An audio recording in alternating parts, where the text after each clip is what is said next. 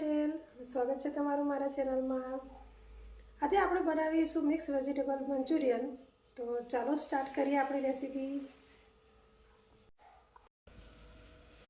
જુઓ મિત્રો, મંચુરિયન બનાવવા માટે મેં કેપ્સિકમ, કેરોટ અને કેબેજને કટ કરીને સારી રીતે ધોઈ લીધા છે અને આદુ અને લસણની પેસ્ટ બનાવીને રાખી છે અને એક લીલું મરચુંને કટ કરીને રાખ્યું છે।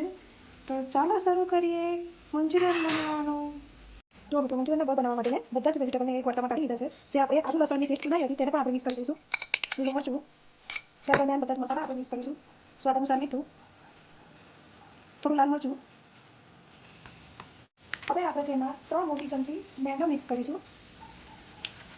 આપણે વધારે મેંદો લેવાનો નથી। ત્યારબાદ બજારમાં રેડીમેડ જે કોર્નફ્લાવર મળે છે તે જ મેં લીધો છે, એને જ મેં 3 મોટી ચમચી જેટલો આપણે મિક્સ કરીશું। ત્યારબાદ મેં લઈ લીધો છે હોટ ચીલી સોસ અને ટામેટો સોસ, એ પણ તમને બજારમાંથી આસાનીથી મળી રહેશે। તેને પણ આપણે અડધી ચમચી જેટલો મિક્સ કરીશું।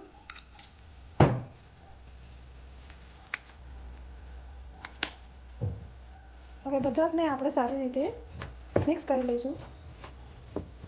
હવે બધા જ વેજીટેબલ છે એ પાણી છોડે છે, માટે એમાં વધારે પાણી એડ ના કરતા થોડું પાણી એડ કરી અને આપણે તેનો ડો બનાવીશું। જો તમે વધારે પાણી એડ કરશો તો બહુ સારી રીતે બનશે જ નહીં। જો મિત્રો, આપણો રોડ બાંધીને તૈયાર છે, તો ચાલો આપણે મંચુરિયનના બોલ બનાવવાનું શરૂ કરીએ।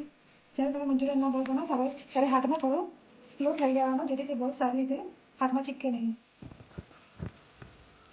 જો આવી રીતે આપણે બધા જ બોલ બનાવી લઈશું। બોલને અતિશય મોટા પણ નહીં અને એકદમ નાના પણ નહીં, એવી સાઇઝના રાખવાના, જેથી તે અંદર અને બહાર બંનેથી તળાઈ અને સારી રીતે તૈયાર થઈ જાય।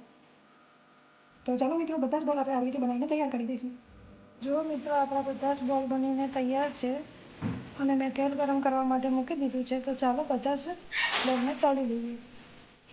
જો આપણું તેલ થઈને તૈયાર છે, તેલને એકદમ ગરમ પણ નહીં તો મીડિયમ હોય અને આપણે મંચુરિયનના બોલ તળવાના છે।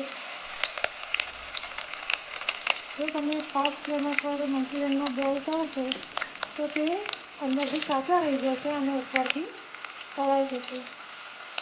જો આપણું મંચુરિયન તળાઈને તૈયાર છે, જો આપણા મંચુરિયનના બોલ બનીને તૈયાર છે, આમાં તમે 2 થી 3 જણને સ્ટાર્ટરમાં મંચુરિયન આપી શકો એટલું મંચુરિયન બની જશે। મંચુરિયન બનાવવા માટે મેં 2 મોટી લસણની કળી અને 1/2 ઇંચ જેટલો આદુનો ટુકડો લઈ લીધો છે। મેં 1 ડુંગળી, 1 કેપ્સિકમ, 1 ગાજર અને લીલી ડુંગળીને પણ કટ કરી અને લઈ લીધી છે। તો ચાલો મંચુરિયનને આપણે હવે વઘારી દઈએ। તો જો મંચુરિયન વઘારવા માટે મેં 2 ચમચી જેટલું ઓઇલ ગરમ કરવા માટે મૂકી દીધું છે।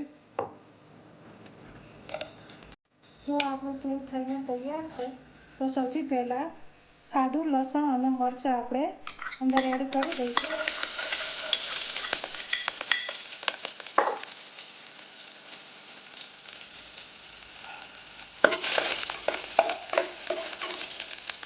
આદુ, લસણ, મરચાં સારી રીતે ભસાઈ જાય પછી સૌથી પહેલાં આપણે કેરોટ એડ કરીશું।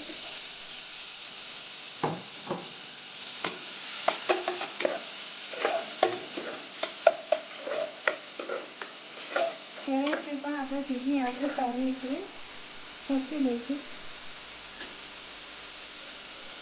તો આપણા કેરોટ સારી રીતે થઈ ગયા છે, તો આપણે અંદર કેપ્સિકમ પણ એડ કરી દઈશું અને બધાને સારી રીતે મિક્સ કરી દઈશું।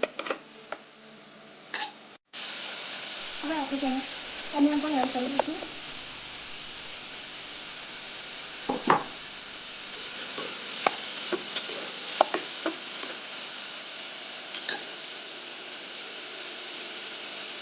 સ્વાદ અનુસાર મીઠું, થોડું લાલ મરચું,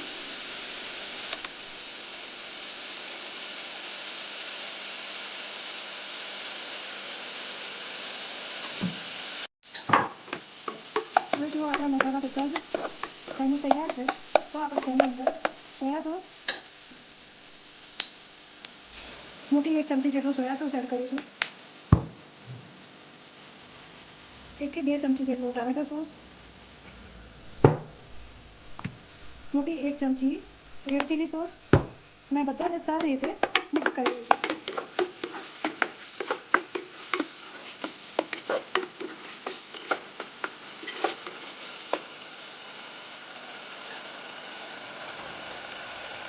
હવે અંદર આપણે થોડું પાણી એડ કરીશું.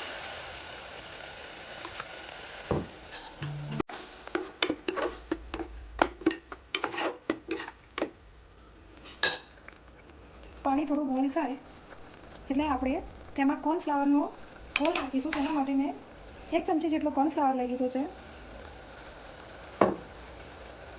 તેમાં આપણે પાણી નાખી સારી રીતે તેને મિક્સ કરી દઈશું.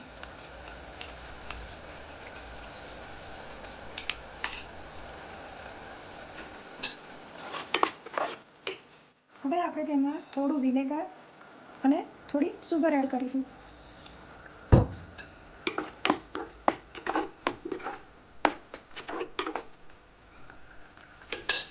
હવે જે આપણે કોર્નફ્લાવરનું પાણી બનાવ્યું હતું તેને ધીરે ધીરે કરીને મિક્સ કરતા જઈશું.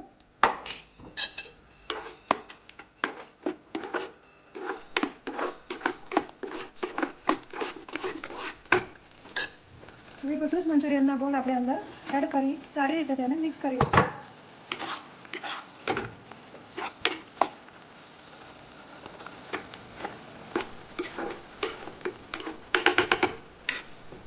હવે જે લીલી ડુંગળી આપણે રાખી હતી તેને પણ સારી રીતે મિક્સ કરી દઈશું.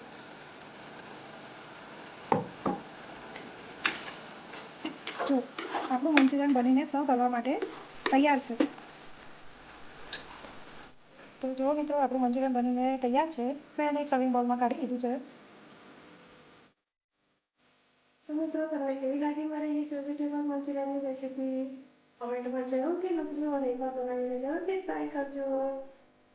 જો હજી સુધી તમે મારી ચેનલને લાઈક અને સબસ્ક્રાઈબ ના કરી હોય તો લાઈક અને સબસ્ક્રાઈબ કરો અને બેલ આઇકન દબાવજો. જય શ્રી કૃષ્ણ.